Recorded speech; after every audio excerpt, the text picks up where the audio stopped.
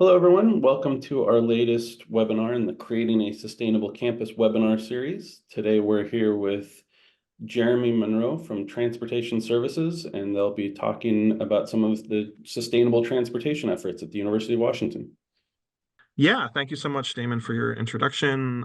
As you mentioned, my name is Jeremy Munroe, and I am a communication specialist here at Transportation Services.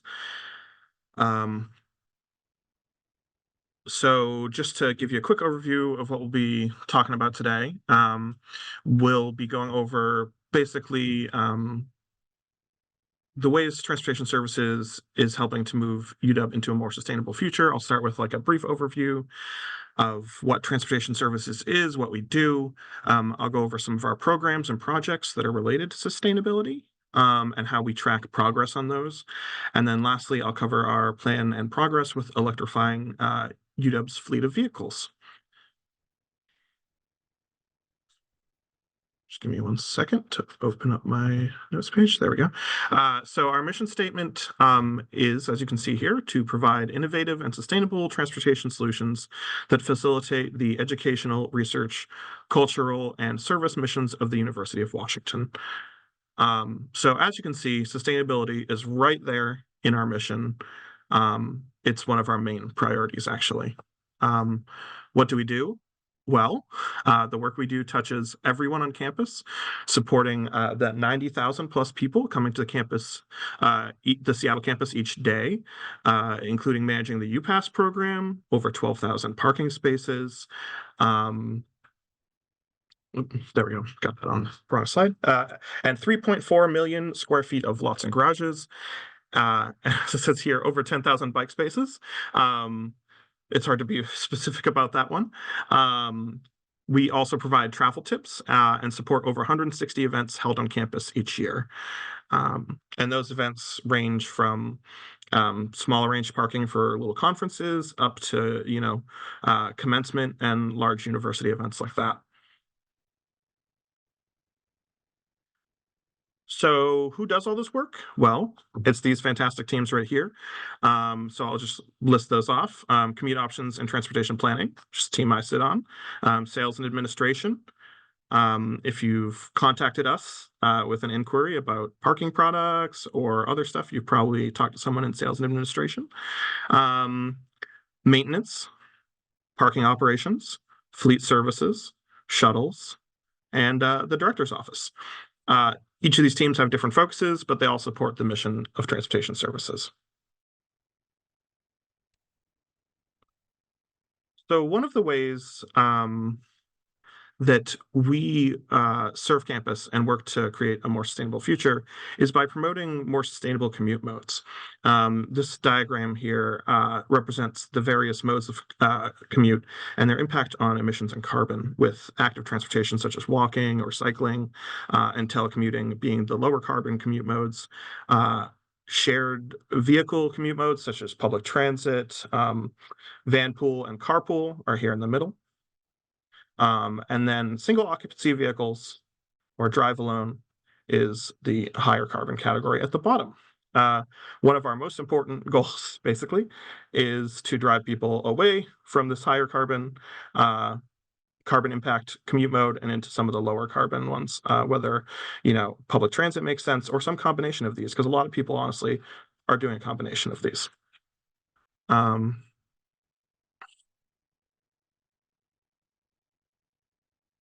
How are we doing at reducing single occupancy vehicles? And I just realized that there's a mistake on the slide. I didn't update this with the latest information, but the SOV rate, single occupancy vehicle, of trips to campus, it says here it's 13. The latest data, which I'll get into in a bit, that we have not quite published on our site yet, indicates it's actually closer to 16%. Currently. So the 13% represents sort of 2022, although we had to correct that data. It was actually closer to 14 or 15 for 2022. But this is still very low. It's one of the lowest for a major college or university in the US, especially considering our location. The way we do this, drive down that drive alone rate is through offering some great products like carpool permits, which cost less than SOV permits, and the cost is split evenly between the riders. We also have van pools. So van pools are offered by many transit agencies, including King County Metro, and they're often covered as part of the UPass. And with that, you get with a van pool, you get a van pool parking permit, which allows parking on campus. So those are some modes if you're still needing to drive. However, as I mentioned in the previous one, UPass entitles you to things like the van pool, but a lot of other great services. And so one of the things we administer is the UPass program. It's like an ORCA card, if you're familiar with that, but it's right on your student or employee ID.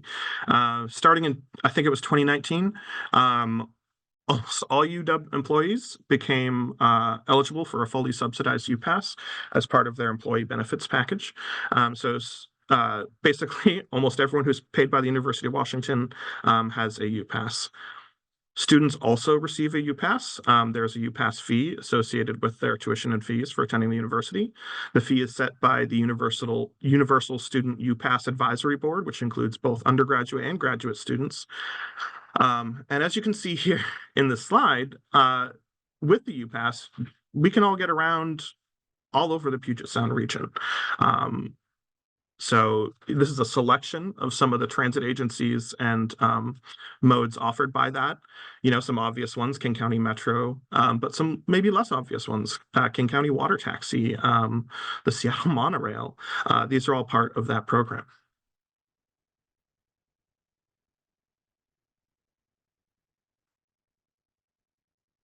One of our other this is sort of related to transit, is we offer shuttles, several shuttles that give our community access to areas and or times for having transit basically that normally aren't there. So some examples of those are access to medical facilities through Health Sciences Express, the U of Fred Hutch South Lake Union shuttles. We also have the Dial-A-Ride service, and really important and dear to my heart is the Night Ride shuttle, which is offered later in the evening. This is especially critical at times like finals, when there is a higher demand for transit access late at night on campus. And so this allows students and others with a UPass to get around campus later at night at those times when they need to. That's shuttles. And that kind of fills in, some of the gaps there. And then we have active transportation. So now we're working our way into that that top tier, the lowest carbon commute modes. Active transportation includes walking and biking, as well as telecommute is in the same category, but it's not active transportation. Bicycle events that we do help drive some of that, some people to biking. So we have Bike Everywhere Month. Comes every year in May, and then we have Ride in the Rain Month in November. Those both are sort of community events. We ask people to log their rides on a website that we have, and each week that they log a ride, they get entered into giveaway drawings. So we have like some bike gear, some UW branded stuff that anyone who logs a ride gets entered into a drawing for that each week during those months. We also have our very popular Husky football bike valet program. So if you've attended a football game on campus, you may have seen our bike valet program out in the Rainier Vista, Montlake Triangle area, where you can leave your bike with us for completely free, and we guard it all the time, and you have to come back and get it after the game. We also offer lots of secure bike parking facilities. So this is in addition to all the bike racks you see all over campus. We also have bike lockers and bike houses. Those provide secure ways to park, especially important for those people who may be going to high traffic areas. but those provide more facilities that allow more people to choose active transportation as their way of getting to campus.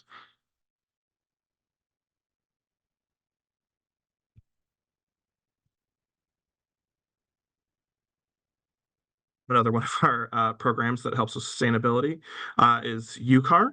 So these are short-term vehicle rentals for university business. I'm just seeing that there's some stuff in the chat, so I'm just making sure. But I will circle back to questions and stuff in the chat in a moment.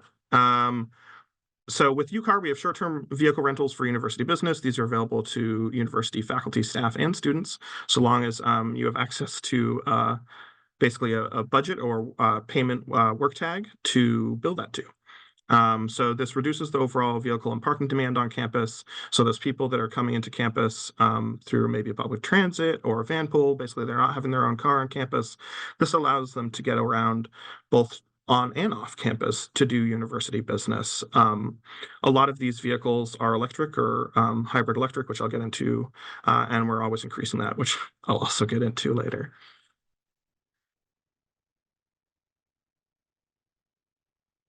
I do see a note. Yeah, the bike houses and lockers are not, they do cost a fee. They are facilities that we have to maintain, but they are a good option for a lot of people. So before I launch into this, the annual commute survey, I just want to go back and make sure that there's nothing that I missed that's really integral. Okay. All right. So tracking progress. How do we know, whether these programs are effective? How do we know how people are getting to campus? Well, we do an annual survey on the subject matter.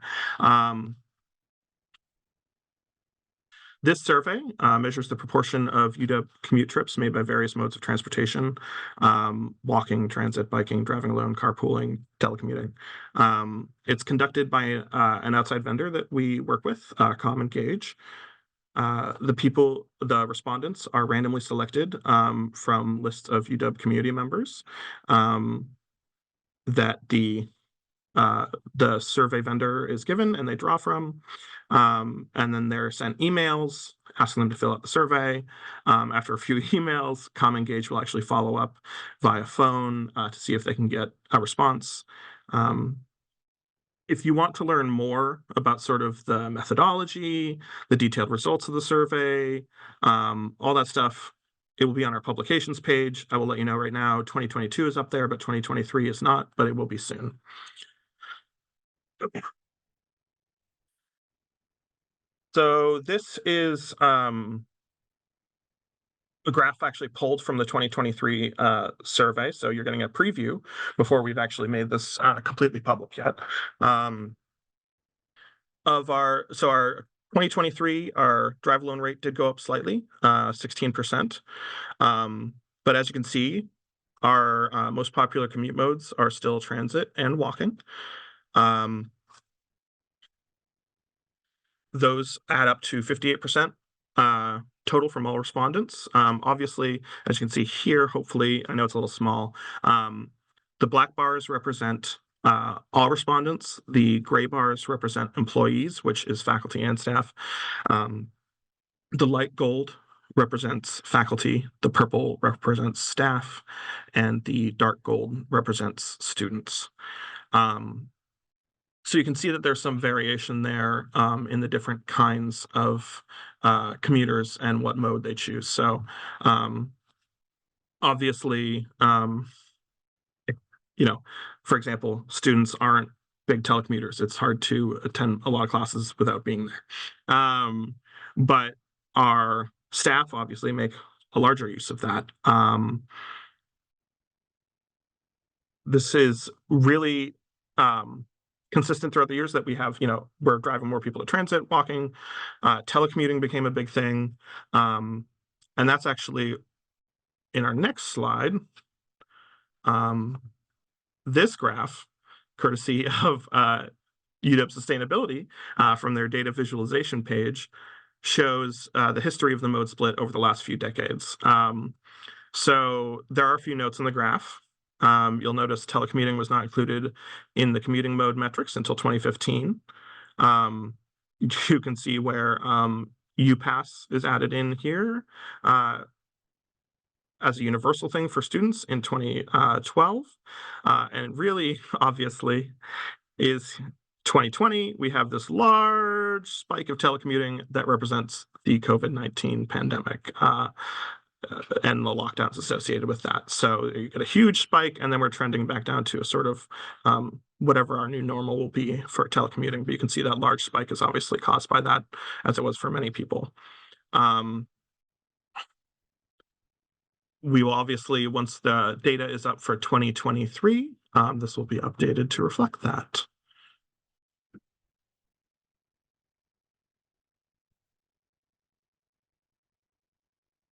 Okay. So our next topic is the fleet electrification. As I mentioned in the UCAR slide, we're working on electrifying our fleet. This includes UCAR, but certainly not limited to it. The university has many vehicles. The UW's goal is to have an overall greenhouse gas reduction of 45% by 2030. But there are other reasons why it makes sense for us to move toward electric. So some of those reasons would be, obviously, saving on fuel. You don't have to refill an electric vehicle with gas. Lower maintenance costs on electric vehicles. And of course, there are also federal and state tax incentives for purchasing electric vehicles. So, it is motivated obviously by our action plan, but also it makes financial sense to make that switch. Overall, there are about 700 vehicles in the UW fleet, and about 41% of those are electric, hybrid, or flex fuel.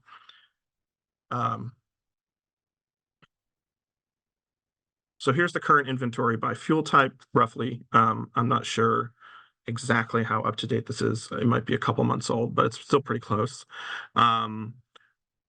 Flex fuel represents, and I didn't really know what this referred to at first, but fuels that are mixed with other alternatives. So I think like ethanol and other stuff like that.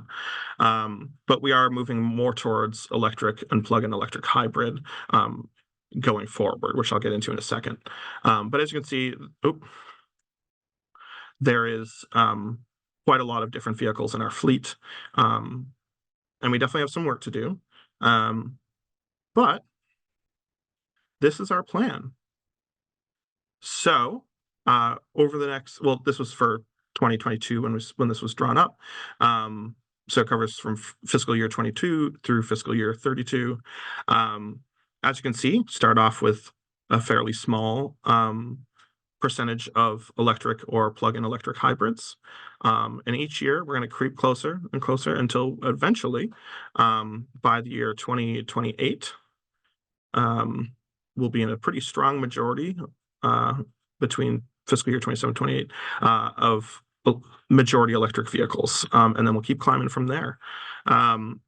As it says in the slide, as gas vehicles in the fleet become eligible for replacement, whenever we can, we're going to buy an electric vehicle. That is basically our strategy. Related to this, if we're buying all these electric vehicles, we need somewhere to charge them. So we are installing charging stations more as the fleet grows, but currently we have 43 electric charging stations on campus for UCAR alone. We have 38 dedicated to other fleet vehicles, as well as 21 that are open to the public. In this case, that means UW community members. And that's going to grow as the fleet grows and as electric vehicles become more common. That will include a variety of different charging stations. I don't know a ton about the technology, but I know that there are fast charging stations. There's ones that are more meant for overnight charging. And so we're going to have a variety of those.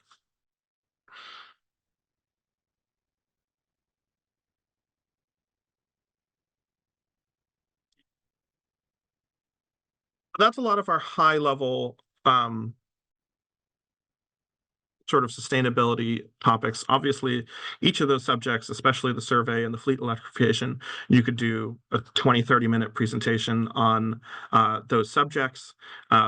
So we always like talking about what's going on here. And if you want to learn more about these programs, you can check out our website. Particularly, I would draw your attention to the What's New section. We'll often update this with things people need to know for getting around campus. This includes, detours, including pedestrian or bike detours. Like a week or two ago, we had some closures at the Burke Gilman for vegetation removal. Those kind of stories get added to our homepage to facilitate an easier commute for people, especially those that are taking some of those non-single occupancy vehicle modes.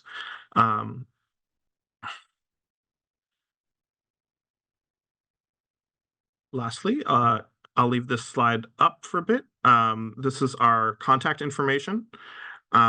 So if after this you have questions or you want to learn more about something, you can send us an email or give us a call. These lead to our sales and administration office, but they can certainly direct you to other teams if necessary.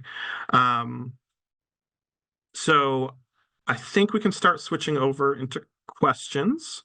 I know that was a lot of information in a fairly short amount of time. I was shooting for about 20 minutes, and it looks like that's about what we did. So we can launch into questions. Damon, were you able to find, give Patrick access to? Yes. Yeah, Patrick should have the ability to join us, unmute and turn the camera on if you'd like. So I'll be joined by Patrick Dodd from Sales and Administration. Hi, Patrick, who's here to help me answer TS-related questions. We do a lot of different work, and so hopefully between the two of us, we can answer all the questions you all have in the chat or other further questions. Damon, is there a specific way that you approached questions in past versions of this that I should stick to, or just? No, just I'd go ahead, and if you're willing to kind of look through the chat and address any questions that came up, I'll try to keep an eye on ones and Sure. surface any that might get overlooked. But go ahead and just kind of take a look what's in there and just start addressing the stuff that people have brought up. And certainly for everyone that's joined us, if you have any further questions, feel free to put them in the chat, or if you have follow-ups as Jeremy and Patrick talk, just go ahead and use the chat for the questions. Okay, so I will read off the first question I see. So several bus lines were routed off campus to light rail stations, but this makes it challenging for UW community members to get to the heart of campus. For example, it's a half mile from the 31 bus stop to Odegaard Library or the Hub, which is about 5 blocks, because the bus used to go through campus, but now only stops on 15th and Brooklyn, which is in the U District, but not really on campus, when it stopped on Stevens Way in front of the Hub. What is Transportation Office doing to help bridge this gap? So I can try to answer this a bit. We definitely work with our partners in the regional transit agencies whenever they're making route changes to try to ensure that we do have service to campus and that it's hopefully maintained. I can't speak to this specific bus, but this is something where we would be happy to sort of look into what that is and talk to our partners at the transit agencies, if you want to send us an email about that kind of subject. But we definitely do have contacts there we can work with. But other ways to bridge gap, there is, if it's late at night and stuff, there is night ride available. There is, I don't know a lot about the Dial a Ride program offhand, but there certainly could be options there that might solve the problem. Patrick, is there anything else that you would have to add? Not for that specific question. No, I I didn't think think so. I think you covered it well. Let's see. Lori Gold said we should clarify bike lockers and houses are not free, which I tried to do when I saw that. It is the opposite of sending people not to drive when you kind of pay pay for safe parking for expensive bikes. I hear you and I understand. We are a self-sustaining unit though, which means we basically have to cover the costs of doing our business in one way or another. So there is cost associated with our bike houses, I can tell you, and bike lockers. They are certainly not cheap to maintain. But I do think they are offered at a pretty competitive low rate, especially when you compare it to, say, parking permits. So maybe that's something we can work on if there's more cheaper or more affordable options in the future. I know we are looking into building more infrastructure, certainly for secure bike parking. I can't go into too much specifics about that right now, though. Anything? I'm going to do this on each question, probably. Patrick, anything to add? Oh no, that's pretty well covered. I mean, yeah, the bike parking is like a bike house is like about $50 a year. It's about $175 a year for a bike locker. So it is pretty reasonable. You're saving on gas. Like, so there is, and as Jeremy said, we do have to maintain that stuff. But yeah. Thanks. Yeah. Is there any future UPass options with walk/bike on Washington state ferries? Not sure. That's certainly something I can inquire about. I know currently ferries are not covered. The water taxi is, and there is, I believe the Kitsap Fast Ferry is included with UPass, but I don't believe any others are. So not that I know of right now.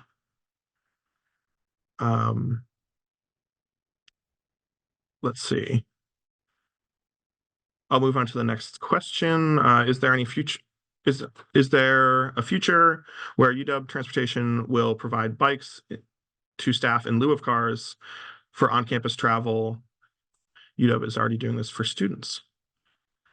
It's news to me that they're doing this for students. That's really cool. And that opened in my primary screen sharing window. And I'll just stop sharing, actually.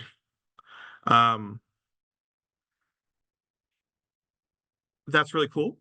It's certainly something we can look into as a possibility. There has not been discussion of that I know of previously, but it's certainly a really cool idea. I know there's. Damon, do you know anything about that? I was just going to say, so the student program is specifically through the recreation arm, and that's a program that was started with a campus sustainability fund grant. I know it was also dormant for a while through COVID. My understanding that it has started back up or will be starting back up. So that is a very cool program through the recreation arm where students can essentially check out a bike or rent a bike for a quarter. In terms of on campus, I know we've had a number of units kind of reach out to us to see if there's a possibility of getting especially electric bikes or cargo bikes to move around campus. That came up a lot. The mailing services has been using electric cargo bikes for a number of years to do almost all of the mail deliveries on campus, and that's been able to allow them to phase out a number of diesel vehicles, trucks.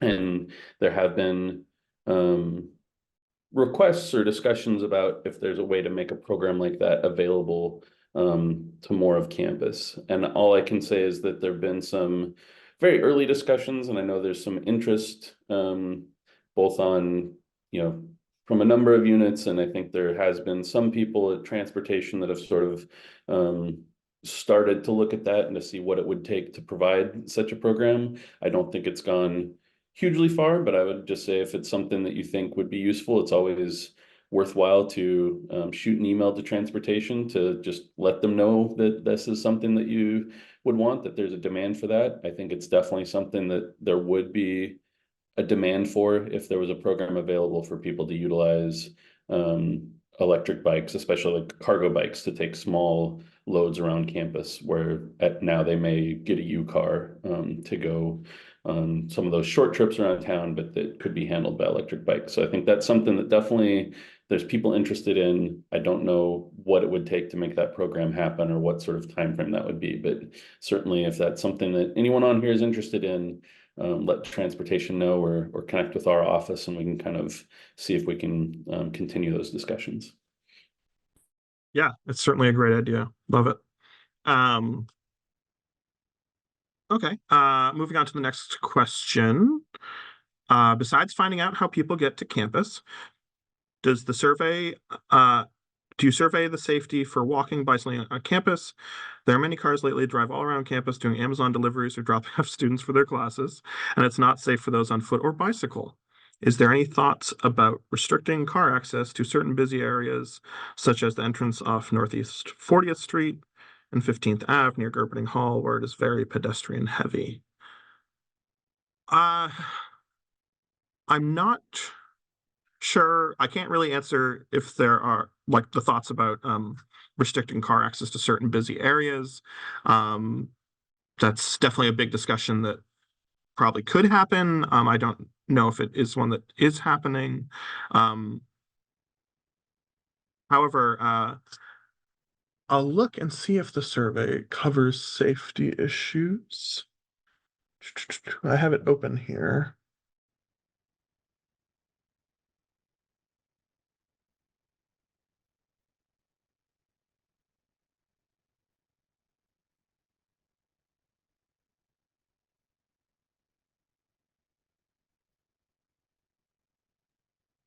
Yeah, I'm not seeing safety questions or results. So I'm guessing that we do not survey for that part. We do ask for sort of a lot of details about how people are coming to campus and when. Um, I don't know that we've been asking for information like that. Um, as with anything, that when we get suggestions, we can certainly consider it. That said, I hear you. There is definitely a lot of traffic on campus that is probably some people that don't necessarily know entirely where they're going, or maybe they haven't been to campus before with those deliveries.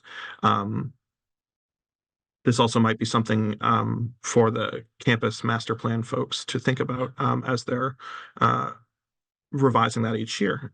So that's a really interesting idea, and I'll certainly take note. But if you have safety concerns, I know there is campus safety office and stuff, so this might be something they might be interested in spearheading. But as with any of these suggestions where I say I don't know or that we haven't considered it before, as Damon mentioned, writing in with those suggestions is always a good place to start because we can pass that information up, asking these questions. I can write them down and take these questions to my director, which I certainly will do. But that may be another way to show that there is interest in these kind of things. Patrick, did you have any thoughts on that? The safety question? I imagine not, because that's not really usually. No, Yeah. yeah, I think you covered it. Yeah. Thanks. I'm just here for parking questions That's mostly, why I I was like, guess. you're usually parking, but you're also the only other TS person, so I figured I'd ask. Okay, moving on. Are there any sustainability strategies / programs you're considering for the future or would like to consider if you had sufficient resources? I think there's a lot of programs we would like to consider if we had sufficient resources. Certainly, we're always looking to expand our bicycle program. I know there's talks about doing more bike events and stuff like that. But we're always kind of looking for new stuff and feedback on what we're doing. We very much value customer feedback and customer suggestions in that way. So I guess seeing more of that. I'd also like to see if there's any way we could provide more resources for people who maybe are choosing walking as their active mode of transportation. Maybe there could be more walking resources. I also really like, honestly, there are probably more gaps we could fill in with our shuttles. That's another one.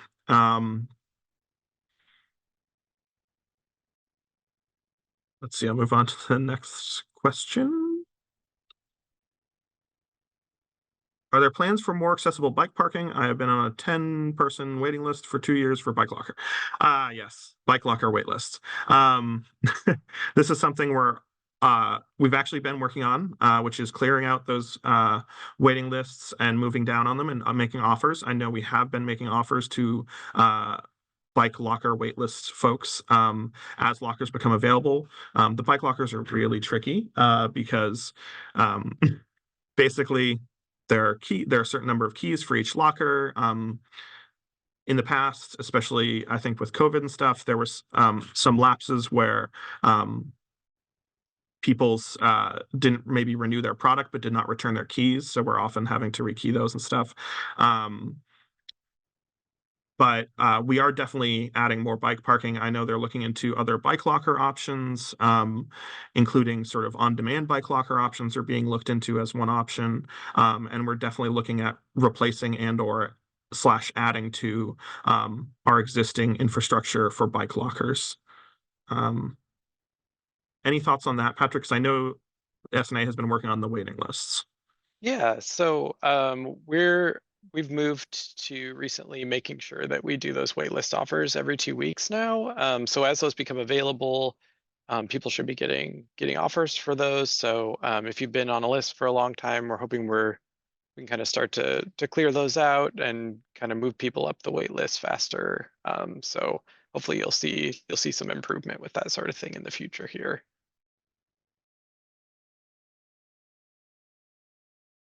Great, thank you. Sorry, had a minor issue. Opened a carbonated beverage and it sprayed all over me. Okay, we'll move on to the next question. Thank you so much, Patrick, for weighing in on that. How would the electrification of the vehicle fleet impact larger vehicles, more specifically trucks like Bay Laurel Catering uses for delivery? Again, I'm more of a jack of all trades, master of none, so this may be a little deep into the knowledge than I know. But I do know that basically, if there are electric options, it's definitely something we're going to consider and weigh in. Obviously, larger vehicles, the electrification stuff on that, I think, is taking a little longer. I can't speak to the specifics, but if you want to send us an email, our fleet manager, Danny, could probably weigh in on that and get you more information about how they might be approaching sort of larger vehicles. I imagine they are probably starting with a lot of the easier, smaller ones, but I don't know specifically, unfortunately. And I can kind of add, Jessica Great. added a note after that Yeah. about electric vehicles and that they, aren't a panacea, that they, her comment was that they may be here to save the car industry rather than the earth. And I would say that they're, electric vehicles aren't on their own necessarily a solution to, as she said, everything, but there are use cases where the university certainly is for the foreseeable future going to need to utilize vehicles. And when we're looking at greenhouse gas emissions, there is definitely a benefit to moving away from fossil fuels. Even when you look at the life cycle and different areas of electric vehicles, there may be downsides, but on the whole, when we're using vehicles for UW business, the more that we can electrify and get off of fossil fuels, that is helpful as we look at other strategies to hopefully reduce the amount of travel overall. But there are, for example, a number of UW Medicine has a number of vehicles that they use for a variety of healthcare related purposes. And I know that as the UW fleet has started to add electric vehicles, they've prioritized some of those areas where we have vehicles in use that are getting a lot of miles on them, like to go around the state for purposes like that. So just to add one more thing, that as Jeremy looked at, where we're adding electrification where we can, we're also trying to prioritize it where it does the most good, especially when we're looking at emissions. Yeah, exactly. Thank you so much, Damon. That's a great response to that.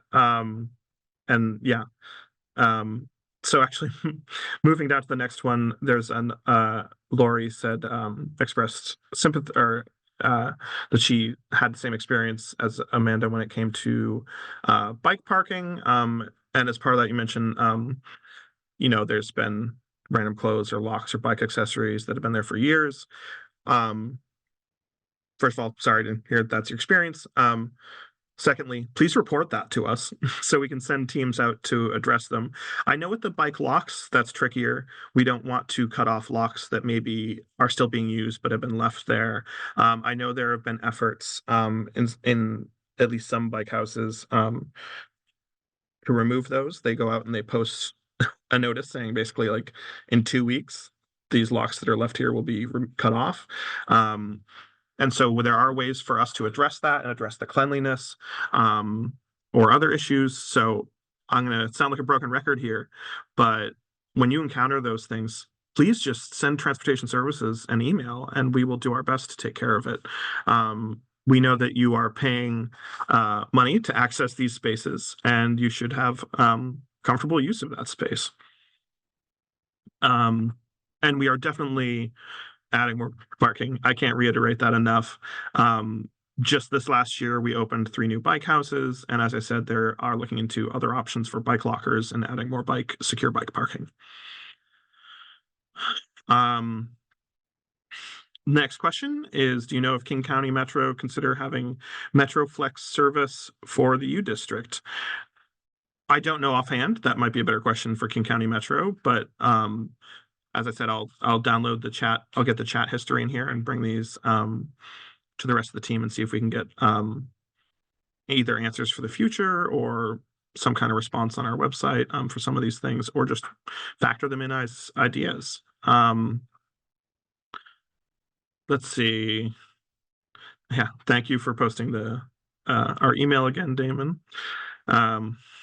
Or yeah, and then link to the mailing services. Yeah, and I've seen those all across campus, the big bikes. Daniel says, could anyone provide context as to what or who have blocked a staff bike fleet program from progression? I asked UW Sustainability / Damon about this in 2022, was told to contact Commute then as well, but received no response. Well, I'm targeted to receive a response. It's possible the ticket got lost or isn't being responded to. I know we've had a backlog. We had backlogs of tickets for a while. I don't know that anyone has blocked a staff bike fleet program from progression. That certainly doesn't seem like something we would do. I would say the only context I can provide is that I know there's been a number of staff or a lot of staff turnover in various roles through transportation services. So I think some of the people that were, maybe had started some of the discussion may have left. And so it may be that it just was a program that didn't get handed off. Or I think it's also saying too much to say that it was ever a program. It was very initial discussions and sort of kind of the what if, or what would it take to make this a reality. So I think that Daniel, to the point, is more that it just maybe hasn't been something that's aligned with the resources available to transportation services. As someone that doesn't have a lot of knowledge about some of those internal decision makings, that would be more how I would characterize it, less that I think that there's anything blocking it, and more that there just maybe hasn't been the staff or resources time to really explore what it would take. I think that, again, like the more that people can sort of express a desire for that program, the easier it probably is to rise as a priority. And that's exactly right. Yeah, we have had a lot of turnover, as many university departments have done especially since the pandemic.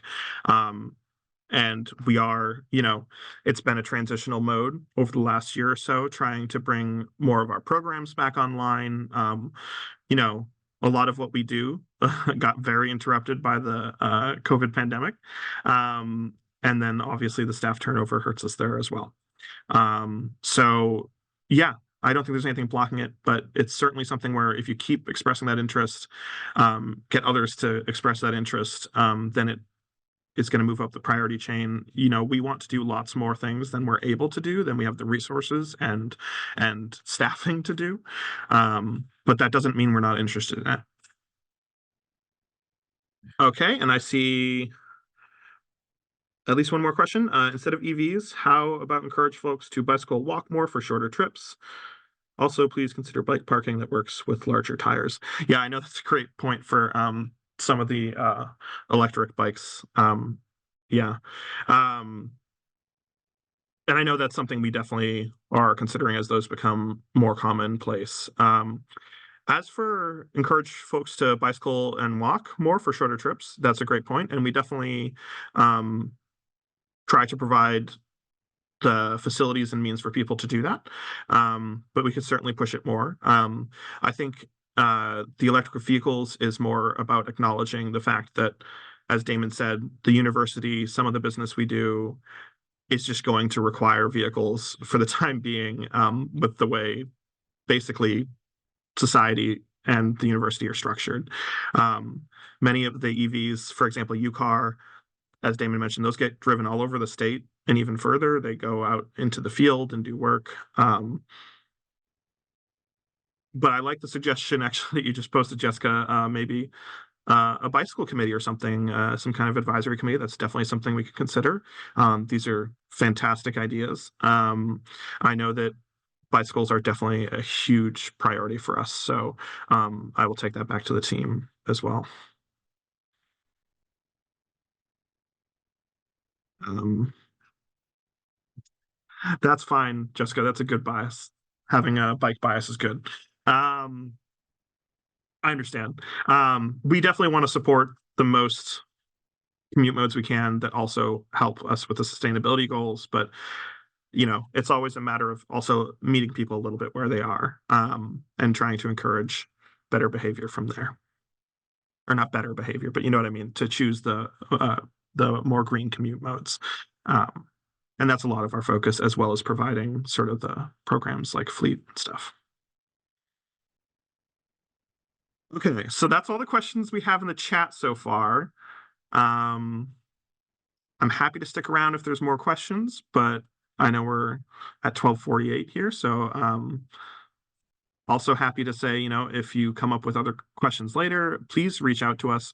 And indeed, with some of the questions you had that we didn't maybe have satisfactory answers to, that allows us to follow up later. I'm sorry if you've already sent an email about the subject and it didn't get responded to or something, but sometimes submitting a new email, creating a new ticket can get the attention it needs.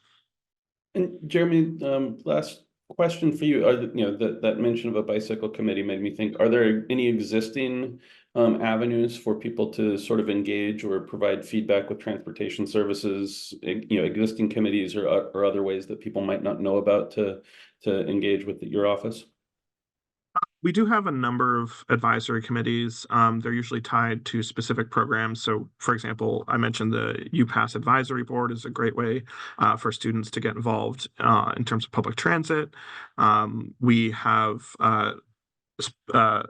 a university transportation committee, as well as a South Campus one that is more focused on sort of the South Campus part of things with medical and a lot of that stuff. So we do have a few committees. There are other ways, obviously, to provide feedback, as I said, with email or calling in. We also try to show up physically for some of those sort of outreach events and stuff. So if you ever see us at an event, you can certainly reach out that way. But yeah, I could see us creating something like a bike advisory committee or something like that. I don't know that we have a ton of other committees besides the three I named. Right. Well, it looks like that's essentially no more questions coming in. So just want to again say thank you, Jeremy and Patrick, for joining us and sharing information about transportation services and what you're doing here on campus. Again, the email is ucommute@uw.edu to reach transportation services. Kind of if you have questions on any of the things mentioned here, they'll route it to the right person.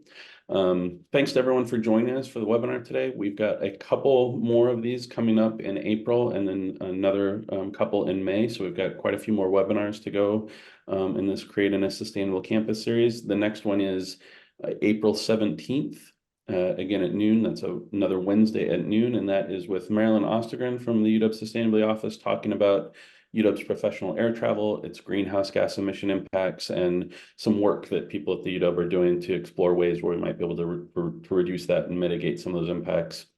And then also April 25th, Earth Week, we're going to have a webinar on decarbonizing our energy system here at UW and what we're doing to move away from fossil fuels and the energy system heating and cooling our buildings. So appreciate everyone joining. And if you're interested in any of those, you can register at sustainability.uw.edu/webinars. All right, well, thanks everyone. And again, thank you for joining us, Jeremy and Patrick. Of course, our pleasure. Thanks for having Thanks, me. everyone.